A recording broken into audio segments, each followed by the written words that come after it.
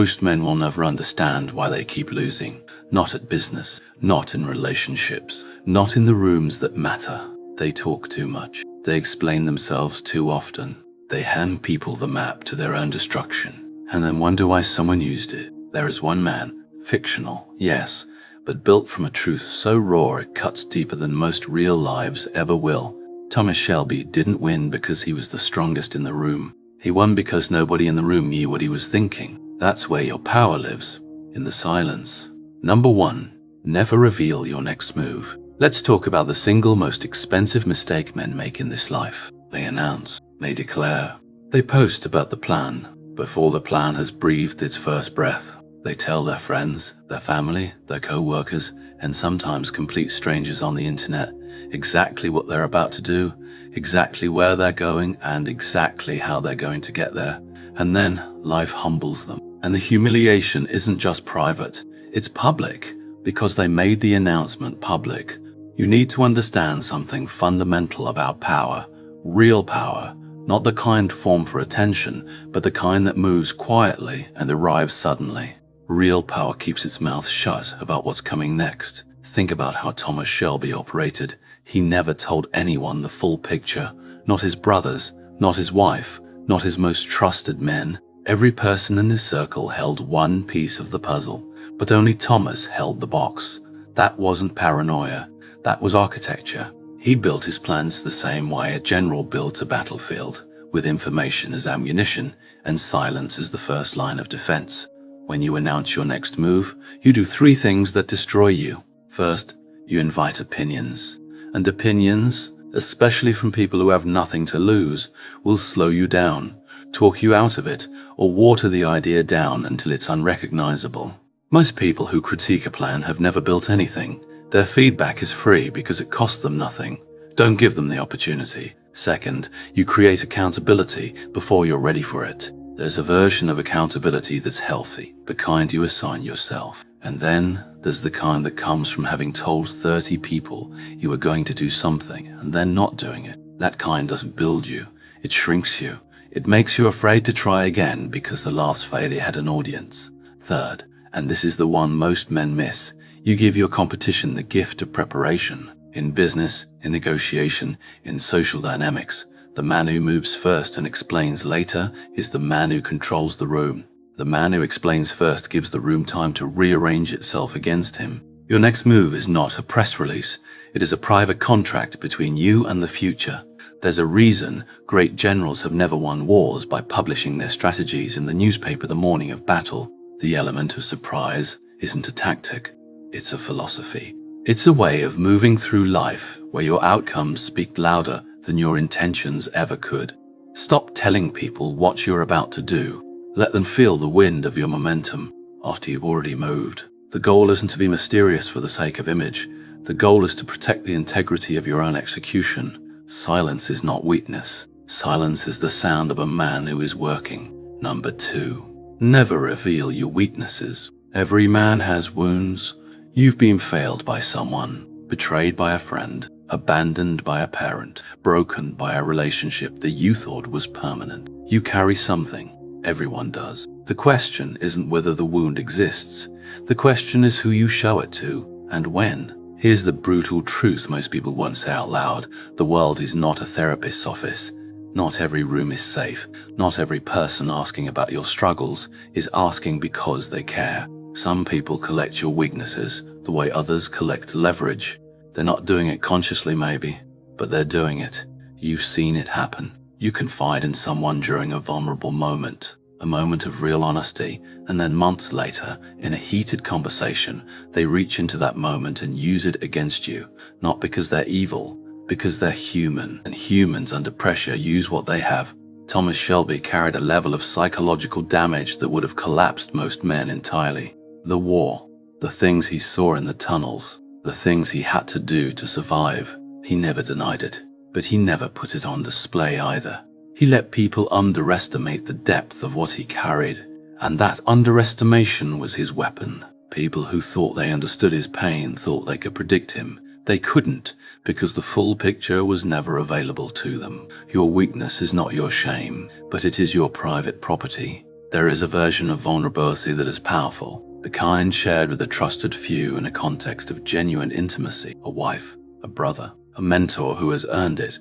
That vulnerability is healthy, it is human, it builds real connection. But there is another version, the kind you perform publicly, the kind you offer too quickly to people who haven't earned it, the kind that appears as transparency but functions as desperation for acceptance. That version costs you respect. Not because vulnerability is wrong, but because indiscriminate vulnerability signals poor judgment, and poor judgment is the one thing you cannot afford people to believe about you. Men who overshare their insecurities are often searching for reassurance, but reassurance from the wrong people is a sedative, not a solution. It feels good briefly and changes nothing. Know the difference between healing your wounds and exposing them. Healing happens with the right people, in the right context, with a clear purpose. Exposure without those conditions is not bravery. It is carelessness dressed up as courage. Guard your weak points, not to deny them, but to protect your ability to move strategically through a world that will use whatever you give it. A man who knows his own weaknesses but controls who sees them is always in a stronger position than the man who wears them openly hoping for sympathy. Sympathy fades. Respect compounds. Choose accordingly. Number 3, never reveal your financial situation. Money is the one subject that changes how every person in your life treats you, whether you have it or whether you don't. Tell people you're struggling, and some will offer help, yes, but others will quietly reprioritize you. Opportunities will stop finding you. People will preemptively write you out of deals and rooms because they've already decided you don't have the capacity. Tell people you're doing exceptionally well, and a different set of problems walks in. The requests begin. People who were once genuinely close start doing math. What they could ask for, what you owe them by virtue of proximity, what your success somehow means you should provide. Neither extreme serves you. Your financial situation, whether you're in debt restructuring or quietly building significant wealth, belongs to a protective category of information. It is not dinner conversation. It is not something you vent about to people who don't have the context or the stake in your outcome. Thomas Shelby ran the Peaky Blinders at a time when the men around him would have sold that information for a fraction of its value. The businesses, the cash flows, the real assets underneath the legitimate fronts. He kept that picture compartmentalized to a level that made him nearly impossible to attack financially. Because when people know your financial position precisely, they negotiate with that knowledge. They price you accordingly. They offer you what they think you'll accept rather than what the deal is actually worth. Operate with discretion in both directions. Don't perform poverty. Don't perform wealth. Let your work speak. Let your lifestyle reflect your values quietly, and let your balance sheet remain private. The man who is silent about his money is always negotiating from a position of unknown strength, and unknown strength is the most powerful position of all. Number 4, never reveal who you love. This one is harder, because love is the thing that makes life worth building. And the instinct, the deeply human instinct, is to share it, to announce it, to let the people around you know that this person matters, but understand the risk you take when you do. The moment you make it known, publicly, visibly, loudly, that a specific person is irreplaceable to you, you have handed someone the sharpest possible weapon against you. You have told the world exactly where to apply pressure. This is not cynicism. History is full of powerful men who were brought down, not through a direct attack on their strength, but through an attack on the thing they loved, their children, their partners, their closest allies. Because enemies who are outmatched in a direct confrontation will always look for an indirect angle, and the most reliable indirect angle is the thing you care about most.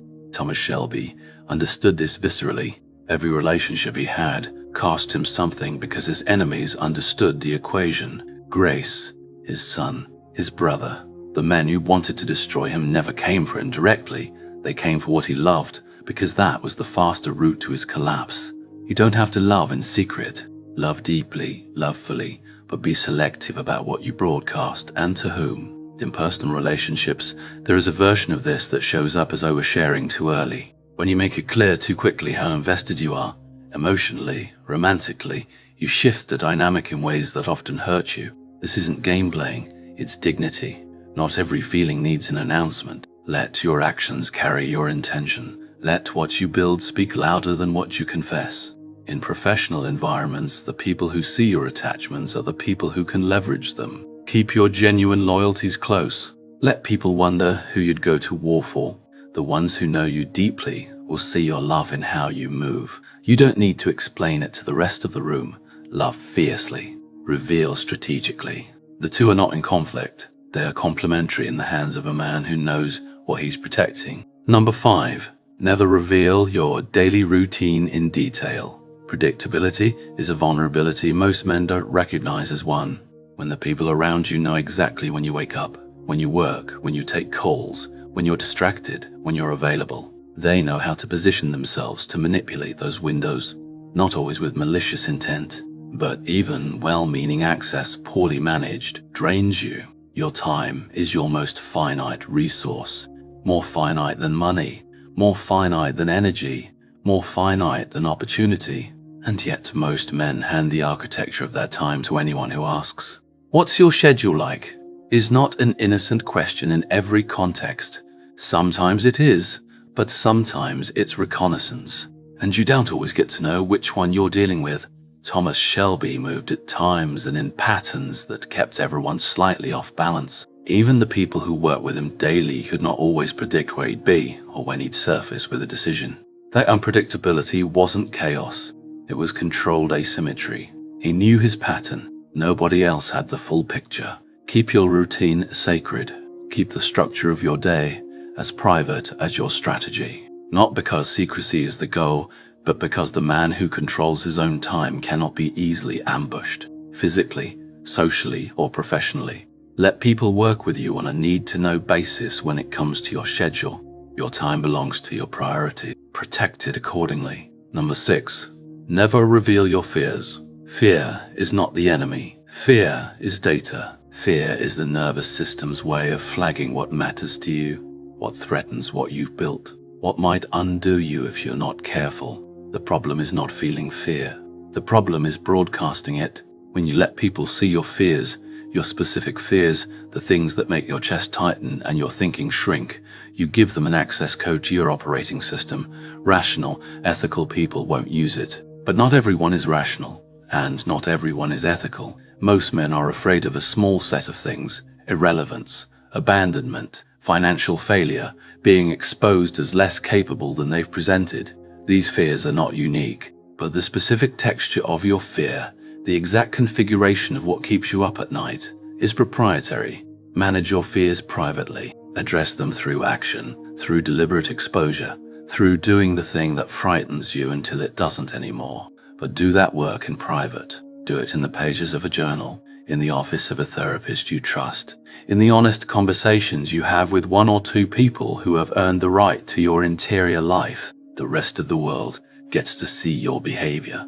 Your behavior should reflect a man who has processed his fear and moved anyway, not a man broadcasting an invitation for someone to exploit it. Thomas Shelby was afraid of many things: loss, disorder, the parts of himself the war had made. But no one in his world, not friend, not enemy, ever had a complete inventory of those fears. That incompleteness protected him in ways he never had to articulate. Protect yours the same way. Number 7. Never reveal your full capacity.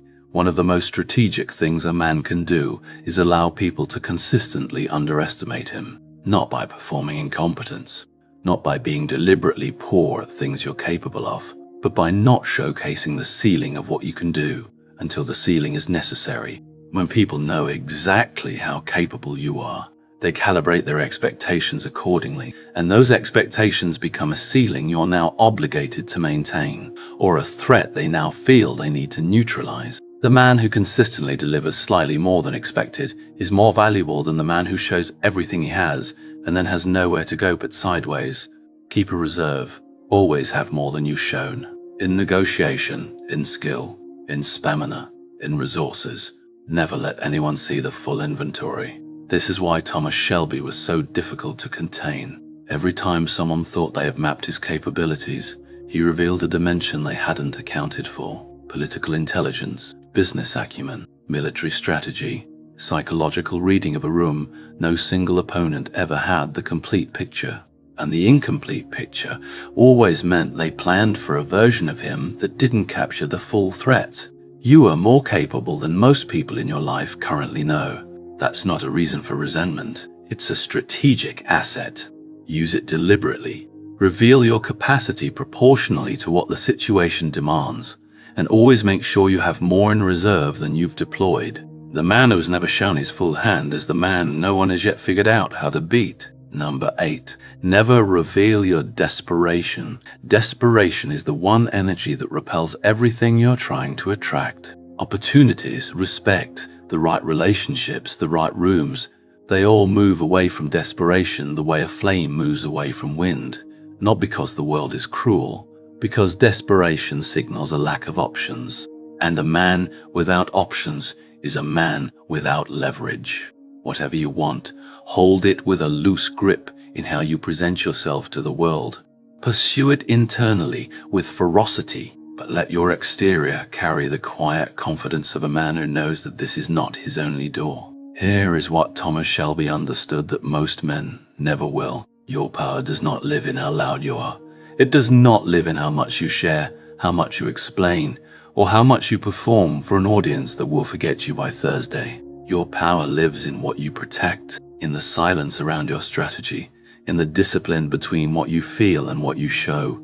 You are building something. Guard the blueprint. The men who change rooms don't announce themselves. They arrive, and the room adjusts. Now go become someone the room adjusts for.